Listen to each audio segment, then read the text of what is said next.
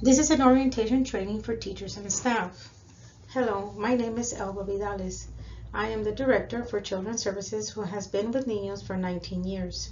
In this presentation, you will gain knowledge and understanding on the assessment process and all the documentation that is mandated by Head Start performance standards. At the end of the presentation, please take the short quiz so that you may gain credit for this training. Session description. The purpose of this session is twofold. The session will provide an overview of screenings, assessments, and required documentation as mandated by the Office of Head Start. More importantly, this session will provide information on how we use assessment data to make data-driven decisions for school readiness.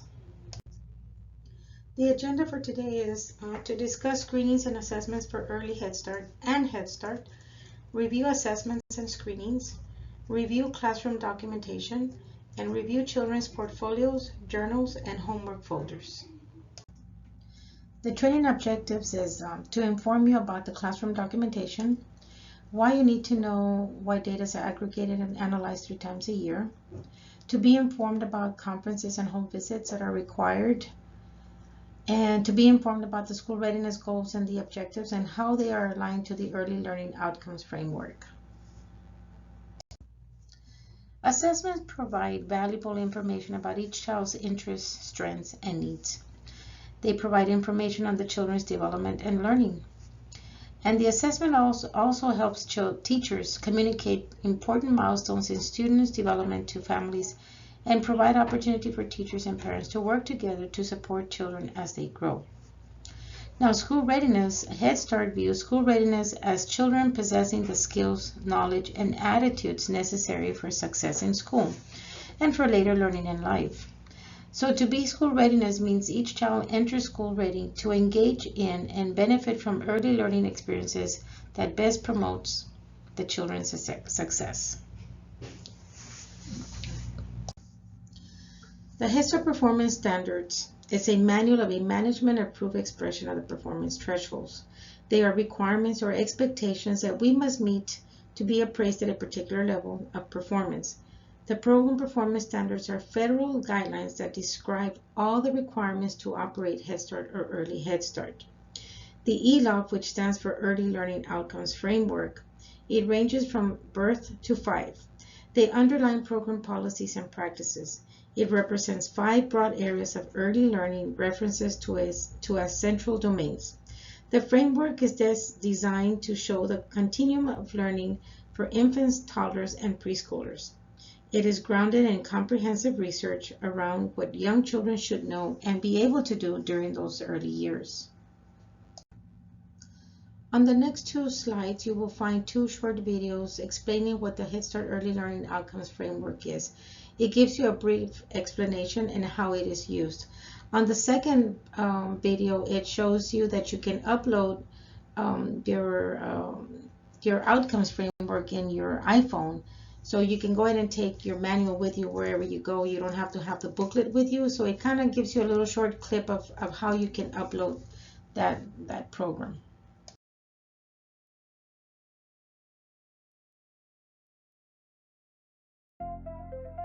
Children. We all love them. We're totally invested in their futures as lifelong learners and happy, healthy human beings. But managing everyday events and planning for their very distant futures can be a challenge.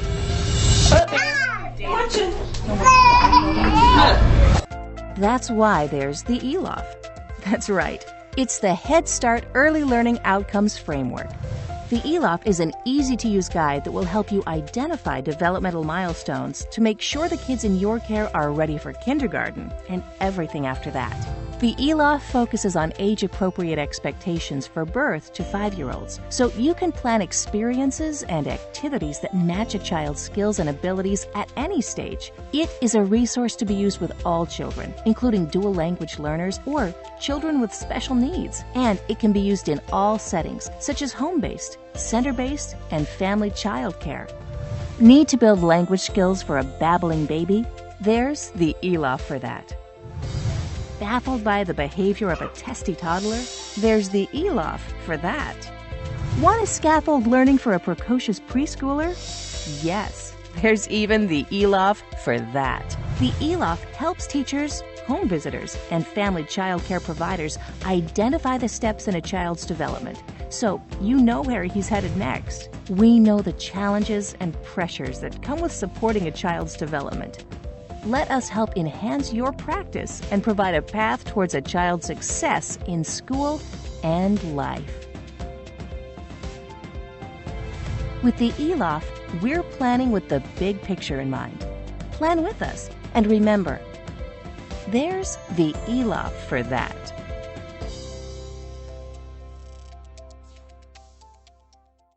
Introducing the ELOF To Go app. It's a mobile solution for teachers who want to access and learn more about the Head Start Early Learning Outcomes Framework. The app provides on-the-go access to the ELOF goals for children and effective teaching practices in support of those goals. Navigate through the content by choosing age groups birth to 5. Take a quiz on domain-specific teaching practices. They're based on stories from the field. Designed to be used by teachers, family child care providers, and home visitors. Download for free via Google Play or the App Store.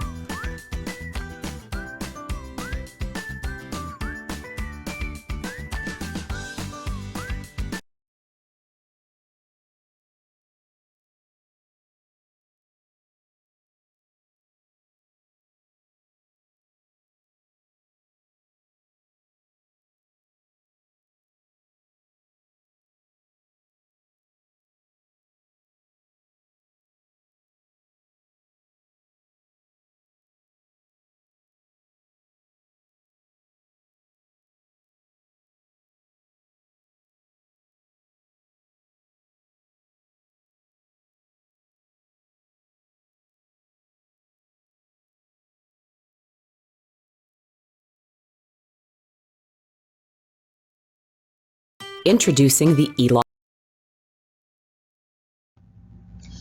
Moving along to teacher documentation. The first thing we have here is a lab screen. It's a screening that is done within the first 45 days of enrollment. The next one is the ASQ3 questionnaire. It is done if the child fails a lab screen or if there's a parent concern. The next one is the initial parent-staff conference. This one is completed after the lab D screen is done. Then we move along to the assessment. We have 3 assessments that are, it's the BOY, the MOY, and the end of the year. So we conduct assessments 3 times a year. Then we have a first home visit. So after we do the first assessment, we conduct the first home visit to talk about the results. Next, we have the transition conference, which is done 6 months before transitioning to another classroom or a program or a district. And this transition conference is done usually in December. The second home visit is after we do the mid-year assessment to discuss the assessment results. And then we have a final parent-staff conference that is done after the end of the year assessment. And this one is usually done like around May. Also, we have portfolios for each child. We have journals and we have homework folders that are sent home every week. So why do we screen young children? Screening provides a quick snapshot of a child's health and developmental status and indicates whether further evaluation is needed to identify potential difficulties that might necessitate interventions or special education services. Screenings are designed to be brief, 30 minutes or less, usually from 12 to 15 minutes if the child cooperates. And they only indicate the possible presence of developmental delay or difference and cannot definitely identify or describe the nature or extent of a disability. The screening that we conduct upon enrollment is called the Lab D screen. It stands for the Learning Accomplishment Profile Diagnostic, 3rd edition, that provides a systematic method for observing individual development of children functioning in the 30 to 72-month age range. It's a normed assessment for measuring gross motor skills, fine motor skills, language skills, and cognitive skills.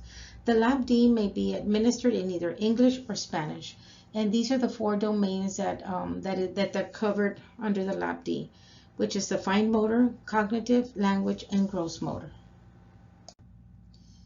Here you find a LabD kit that contains all the necessary items that you need to conduct the screening. For the most part, all the teachers have a LabD screen that was given to them at the beginning of the year or the beginning of last year. So these are all the materials that you will need to conduct the screening. If for any chance you are lacking any of these items, you can incorporate anything from the classroom that can be used to modify or kind of replace the materials that you see here. Everything is conducted on the computer. Everything is it's done through a web base, but I went ahead and I put here two of your screenings so you can kind of see what they look like. On the left hand side you see the 3-year-old lab screen, and on the right you see the 4-year-old lab screen. As you can tell, there's only a few questions that are asked, and then on the bottom, depending on what they score, you go ahead and put a plus if they're able to do it, or a minus if they're not able to do it. And then at the end, if you count 10 or more, is that they passed, and if they got a 10 or less, that they failed. Well, not necessarily failed, but they need to be referred. Same thing with the 4-year-olds. The questions are a little bit different, and the same type of scoring. At the end, you go ahead and count how many pluses you have and how many minuses, and depending on how many you have, that will determine the score. There are two types of ASQ questionnaires. The first one is the ASQ-SE, which stands for social and emotional. All infants, all the early Head Start children will get assessed with the ASQ-SE. Now, in regular Head Start, we conduct the one that is called the ASQ-3, and those are for children that have failed the LabD screen. When they do fail the LabD screen, and then we go ahead and conduct the ASQ-3. But for early Head Start, like I mentioned, all the early Head Start children are assessed as soon as they come in with the ASQ-SE. This stands for Ages and Stages Questionnaire, 3rd edition, and it is the easiest, most accurate, and most cost-effective way to pinpoint delays early and celebrate children's milestones. ASQ-3 screens children between 1 month and 5 years without any gaps between the questionnaire age intervals. So what is the ASQ? It is used to accurately identify children who may be at risk for developmental delays, designed to encourage parent involvement in education. It's low cost, reliable, and rigorously tested. And also it offers online questionnaire completion and online data management system. For the most part right now, we do not have the ASQ online. We are working towards having it online, but for the most part right now, we do have paper copies that the teachers do complete as soon as the children come in. And those ASQs are uploaded into a system called Child Plus. That is our main database. So everything is uploaded into Child Plus to keep record, for archiving all this information. This one is how to complete an ASQ-3, or it's an ASQ-SE. Teacher needs to complete the information listed on the cover sheet of the questionnaire, which is a child's personal information. And then, it will ask, who is the one that's completing the questionnaire. Usually we try to have the parent to complete the questionnaire because, they know more of the child than we do at that point. So if the teacher and the parent are complete, basically we kind of encourage for the teacher and the parent to complete them together. But in cases that we are not able to do it together, then we encourage the parent to complete the form. And this is just a basic questionnaire, like one of the forms that is part of the questionnaire, because like I said, it's got a few pages. But usually just going through the basic, step 1, try the items, answer the questions. There's 5 areas: communication, gross motor, fine motor, problem solving, and personal social. Then you score the questionnaire. And then as far as scoring, the scores from 5 areas are transferred to the information summary page, which is at the very back. And then according to how you answered, you are given the results. And it does explain at the end of the form, if they got so many right or they got so many left, depending on the areas that they were shaded, it will let you know the results. Here it shows you what the ASQ looks like. This is the very front of the page where it does ask you for the baby's name and information and who is filling out the form. Like I said, we encourage the parent to do it and to kind of do it together actually with the teacher. But at times, the teacher or the parent cannot get together, but either one is encouraged to complete it. This is the second page of the questionnaire. Like I said, there's 3 or 4 pages, so it's a little long, but I went ahead and I just included just the first couple of pages so you can kind of see, what it looks like. Like in the communication area, it does ask, does your baby sometimes make thirsty or googling sounds, and you put yes or sometimes or maybe not yet. It doesn't mean that they failed. They're just asking, does he do it yes, or does he do it sometimes, or are you just not yet? Not that they can't do it, but they're not doing it yet. And this is what the ASQ looks like, the SE, the one that I was talking to you about. And this is also for the ASQ 3s, but it's basically, it kind of looks like that. This is, I went ahead and I included the very last page. As you can see, here you will be able to shade on how they did on the communication area and the gross area. And depending on where they shade off the score, that will tell you if they passed or not. Anything that you see in the black is that they were, basically that they didn't score very good. Anything that they score, like I would say, like from the 35 and up to the 40, that means that they're doing very well. And you will have some children that are shaded like in the gray area, and those are just areas of concern that you might want to talk to the parent about. But for the most part, it's not that they failed, it's just that they might have some concerns. So we kind of talked about screening and why we screen, but now we also have to assess. So why do we assess young children? Young children should be assessed to note their development over periods of time. Young children are rapidly growing and developing. So ongoing assessment aids in observing and noting development to better understand a child's development and how to enrich their experiences and environment to continue their development in several domains. Like I mentioned earlier, every teacher has a lab kit. We talked about the screening. So here we talk about the lab assessment, the lab BK. As you can see, well, here it says lab 3, but it's usually the lab BK, which is birth to kinder. And these are all the items that the teacher will need to be able to assess the children. You have a manual, you have a notebook that talks about the skills, and as you can see, these are all the items that you need. Sometimes, in some cases, some of the kits are not complete, but as you can see, some of these items you will be able to see in the classroom that you're able to modify to be able to complete the assessment. So like I said, for the most part, all teachers should have a kit and to be able to conduct these assessments. Here I have a quick preview of what the Lab BK assessment looks like. It talks about the reports that it can run and how user-friendly it is for the teacher and as well for the parents. We are able to generate family reports, individual reports, and classroom reports. So this is a very good assessment.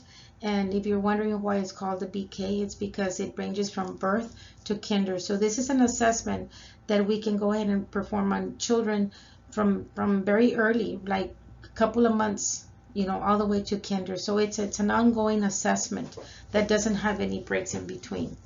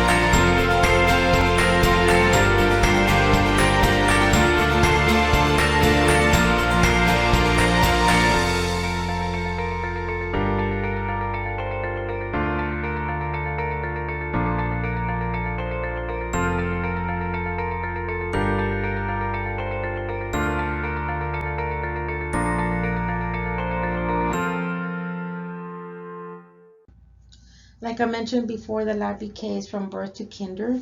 And so these are just some facts about the assessment, that it's a complete research-backed and criterion reference assessment tool. It assesses in 6 domains: gross motor, fine motor, pre-writing, cognitive, language, social, emotional, and executive function. And that function is rarely new. When we first started with this BK, it's easy to access, online activity catalog for customer lesson plans, parent-friendly reports, like I mentioned before about giving the parents a progress report and individual reports. It's easy to use, interface with implementation time of less than 90 minutes, and it aligns to the Head Start Learning Outcomes framework. With a lab BK, teachers can gather meaningful and easy to interpret data measuring children's progression and needs very quickly, and they're very easy to understand. They link teaching and assessment to create a comprehensive learning for each child, what she knows, what she's able to do, and how she needs to grow. We are able to run these classroom reports to where the teachers use it to individualize instruction. They spend more time with children and less time filling out ambiguous and time-consuming anecdotal notes, because since the test is not very long and it's easy to complete, the teachers don't spend a lot of time trying to do assessing instead of being with the children. And they're able to create and distribute flexible reports, like I talked about, for diverse program and stakeholder needs, including families. And the reason that it says that there is because these reports, after we conduct the assessments and we gather all the information and we get all the data results, we are able to share with the parents, we are able to share with the policy council, we share with all the collaborative partners, like with the districts, and we also share with the board members. So these are very flexible reports that are all over the place. We get to share these reports with everyone, everybody that has some type of stakeholder needs here with us. Like I said, districts, board members, policy council, parents, anybody that we need to share reports, they are available. Now, we did mention earlier about the executive function. This particular function is only for the 3-year-olds, and it asks questions like, how the child manages their time, how they're able to organize their thoughts and materials, if they pay attention, if they're focused, if they know how to plan, or they can prioritize when they're socializing with other children. And so how are they getting started? Do you need to get them started in an activity, or are they task oriented? How do they do it by themselves, or do you have to push them to start something? I mean, we do encourage, to wash and sanitize all the material in the kits after each use, just to prevent any colds or any illnesses. We always try to make sure that our material is clean and safe for all children. So let's move on to documentation, all the documentation that is required in the classroom.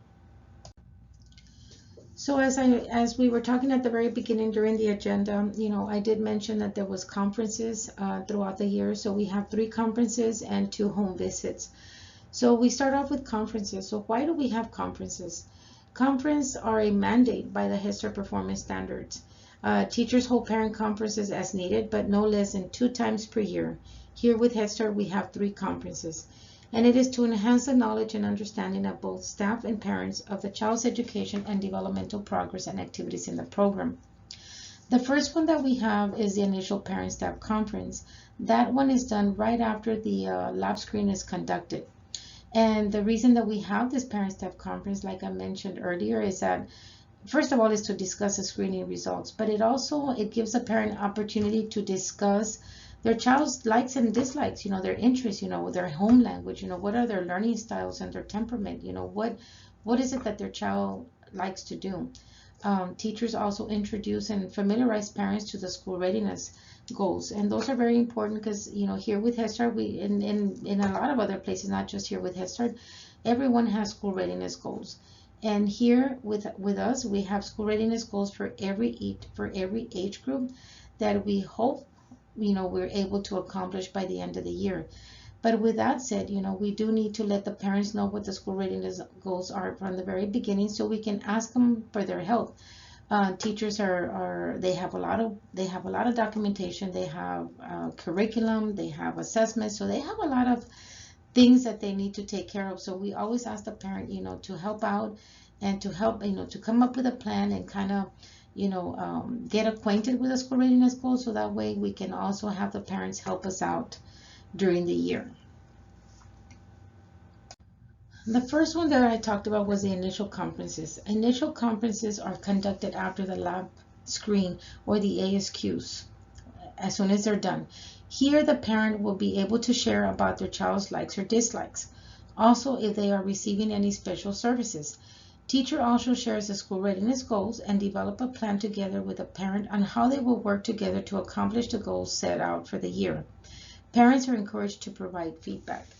This is a 2-page form where it asks, if the child is receiving any services. If you notice that on the left-hand side, it also asks what type of learner he is. Is he a visual learner? Is he musical?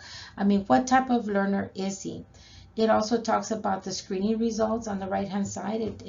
This is where you get to share with the parent on how they did during the lab screen. Then the teacher provides the parent with a school readiness goal, and they write down together, what they agree on and what they're going to be working on together for the year.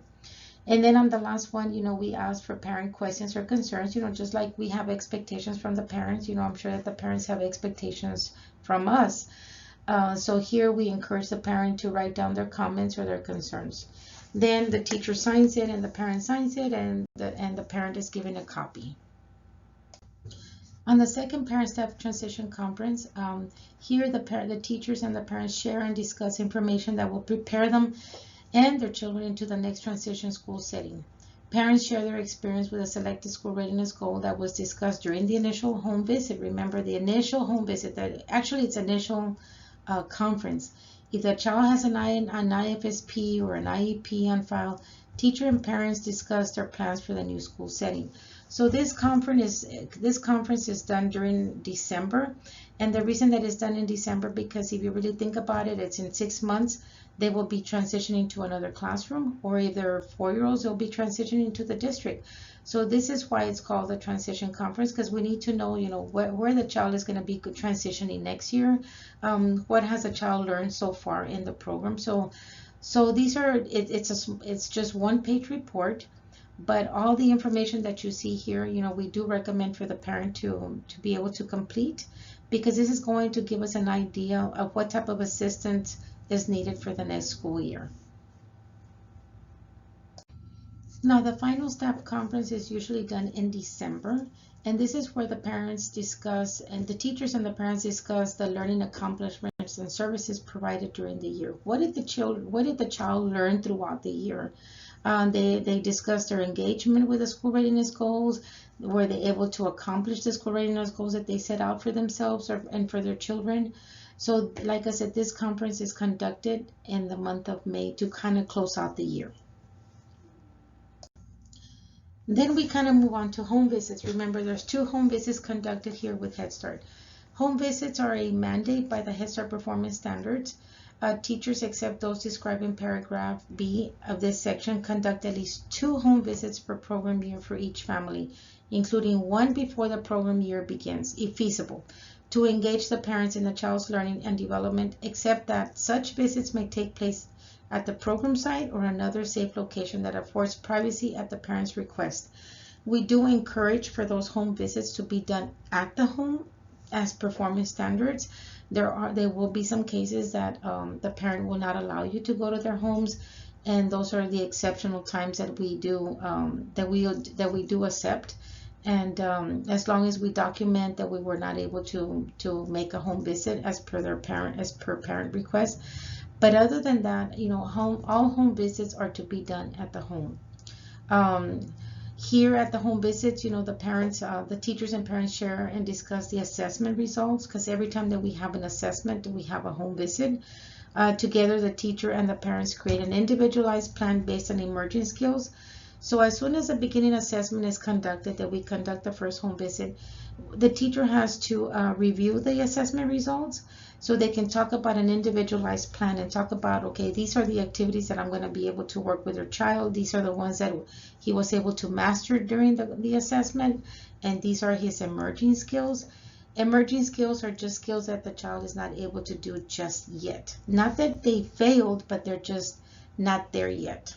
So this is a very important time that the teachers need to get together with these parents. That's why it's encouraged to be at the home, because together they can sit down, discuss the results, and come up with a plan as to how the teacher is going to be able to provide that individualized instruction for their child.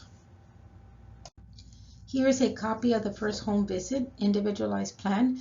It talks about the language that the child speaks in the classroom, activities that he enjoys doing in the classroom, and then they will talk about how they did in the assessment. How did he do in the language part? How he did in the literacy part, and the mathematics, and so on.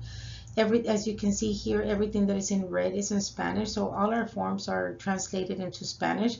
So even if the parent's home language is Spanish, they won't have a hard time understanding what the questions are. And usually the teacher conducts the home visit and writes in what the parent is responding. We do not give these forms to the parents for them to fill out on their own. Like I said, these are forms that the teacher must complete as they're meeting with the parent. This is a copy of the second home visit, and this second home visit is conducted after the mid-year assessment is conducted. It'll tell how the child did on their mid-year assessment. And I say here after the mid-year because the final assessment is done after the end of the year results, after the end of the year assessments. So the second home visit, like I said, it's done after the mid-year assessment is conducted. And here it'll ask well, how is he doing in the literacy now? He did a certain way in the beginning, and now in the mid-year, how is he doing? Is he progressing? Is there something that we kind of need to look at? So these are very important questions that the teacher must share with a parent. And we talked about school readiness goals, that Head Start had school readiness goals.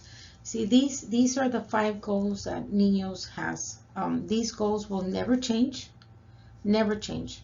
There are 5, and the only thing that will change are the objectives. Okay, this is how it works. We have 5 different goals. Okay, and these goals are for all ages, all the way from birth to 5.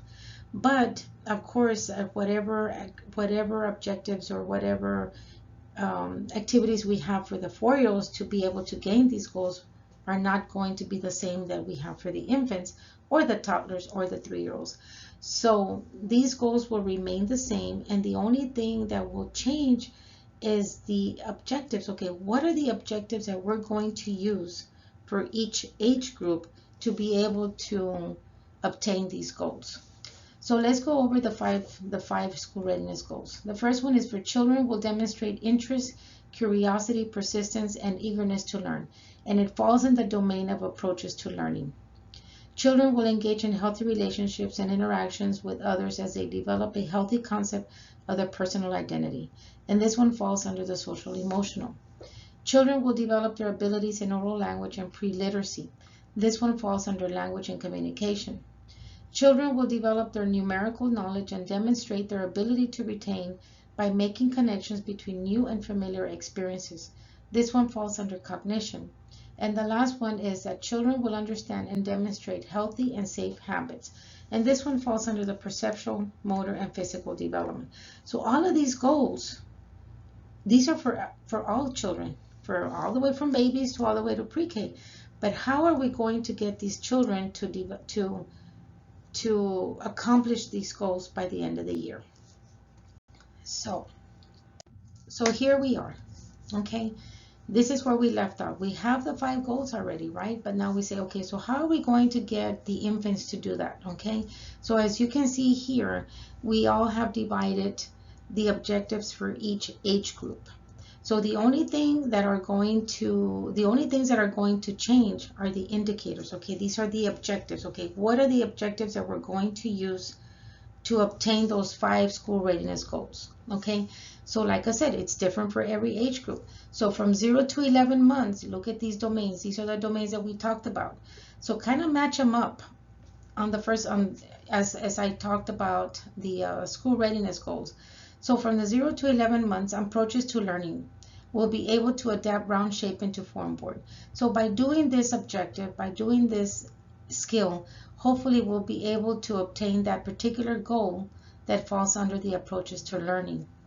The same thing for the 12 to 23 months, and the same thing for 24 to 35 months, 3 years and 4 years.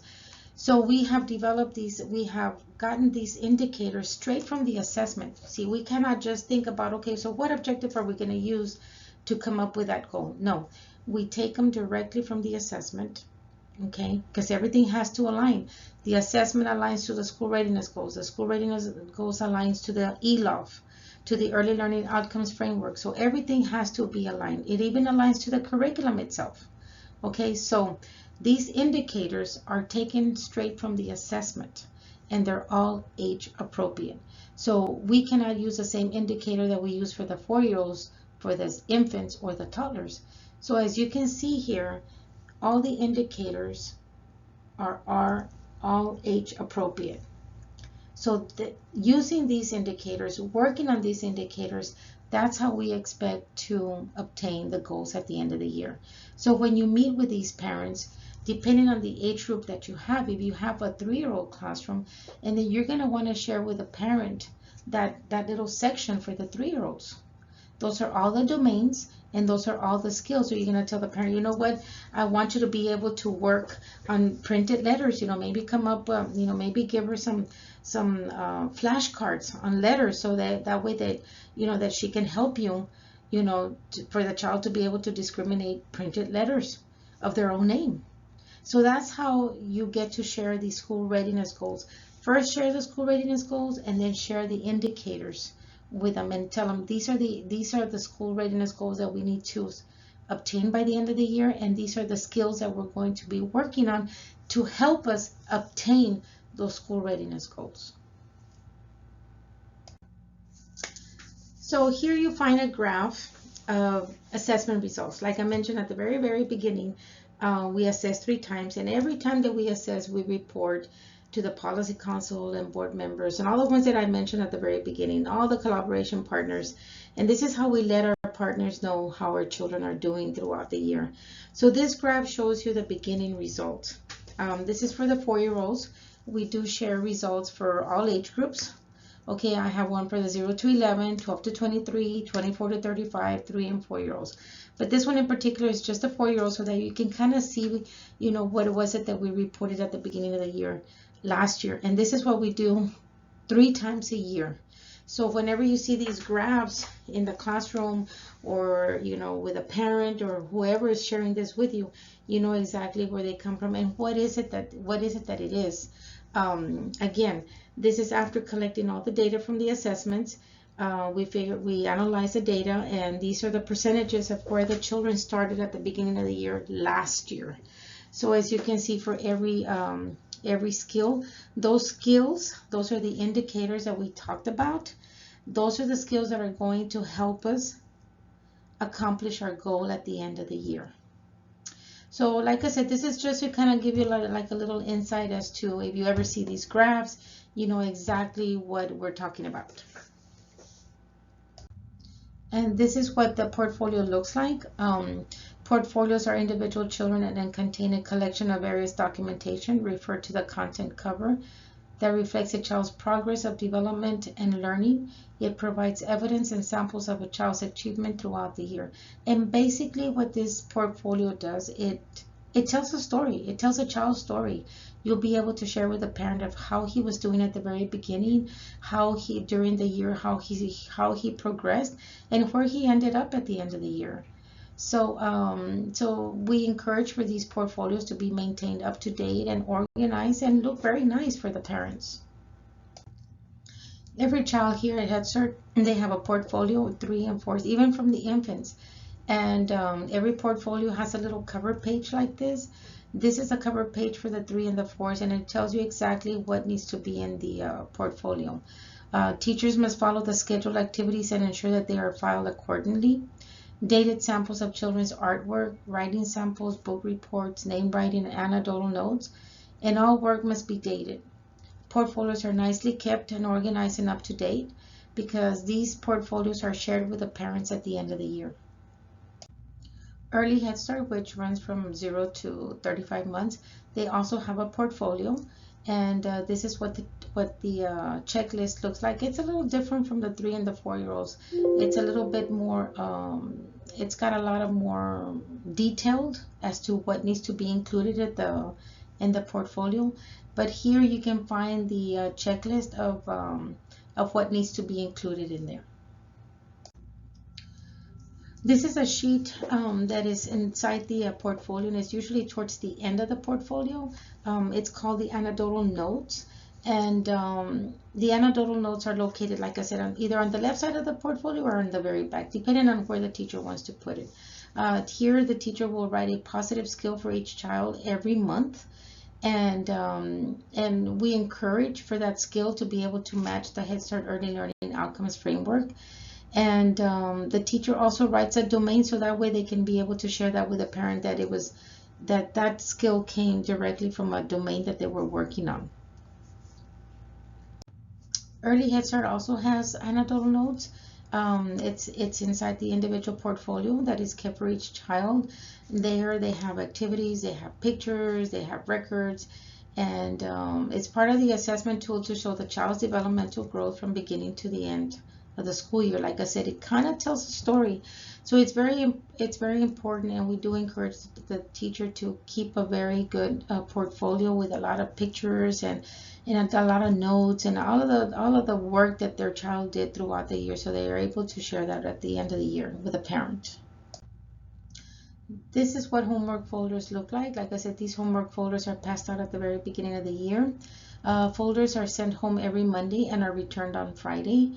Folders are to include parent-child activities, offering opportunities that promote shared responsibility with parents. This is where the teacher shares the school readiness goal with the parents, and they're able to send activities home so that the parents can work with their children. Folders may include extra activities to promote school readiness.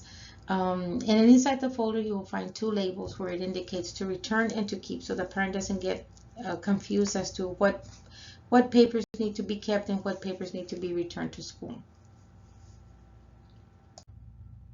They also have journals. They look like this. They're spiral notebooks. Journals are done twice a week, and they are to include children's creations, name samples, letter tracing, art, or scribbles. It has to be their own work or creation. It's not a dictation from the teacher. It's not what the teacher wants them to write. It's what they want to write. If they want to draw, if they want to color, it's up to them what they want to do. So teachers are not to dictate children's entries. Scribbles may not make any sense to us, but they look a lot like lines, loops, and scribbles, right? But these marks are very important to a young child. They are a child's way of writing their thoughts. Drawing and scribbling are their first steps in using the skills the children will need later for writing. So let's go over the quiz a little bit, see how much you did remember while we watched this video and we talked about certain documentation or assessment or results. Number 1, children are assessed at least twice per year. That was one of the first things that we talked about at the beginning of the video. So I hope you put false, because children are assessed at least 3 times a year, at the beginning, at the mid, and at the end of the year. Number 2, school readiness goal indicators are aligned with the Lab BK assessment. Remember how we talked about the school readiness goals, that there are 5 goals, okay? But what are the indicators that are we going to use? What objectives are we going to use to be able to accomplish those goals? And those indicators come directly from the Lab BK. Remember that we talked about that. Indicators come straight from the Lab BK assessment. So yes, they are aligned to the BK assessment. So the answer is true. Number 3, data is used to plan individualized instruction. The answer is true, because based on the assessment results, the teachers go ahead and use those results to individualize instruction for each child. Number 4, children are screened within 45 days of enrollment. The answer is true. Yes, as soon as the children come in, we screen them either with a Lab D screen or with a ASQ, and they must be screened within the 45 days of enrollment. And the last one, teachers conduct at least 2 home visits per year. True. There are 2 home visits per year and 3 conferences per year. So I hope everybody got 100 so everybody can get credit. And that's about it, guys. You know, this is the end of the video. I wish you the best of luck, and I hope everybody made 100. Thank you. Like I was saying, when in doubt, refer back to your procedure manual. We also have a procedure manual online under the education drive that we will be able to give you access to it. And on this procedure manual, it talks about everything that happens in the classroom, starting from home visits, from curriculum, activities. It tells you step by step, and it gives you copies of the forms of when they are due and what needs to be included on those forms. So it kind of gives you like a brief history of everything.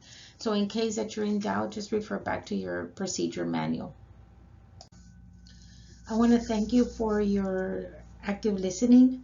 I know it's a lot to obtain in one sitting, and I also know that you have a lot more videos to listen to. But in any case, if you ever need anything, I can be reached in Teams. And if you forget anything that we talked about here, you can always refer back to the video. So that's one good thing about it, that it's in a recording, so you can always refer back. So thank you and welcome to our Niños family, and I wish you the best of luck.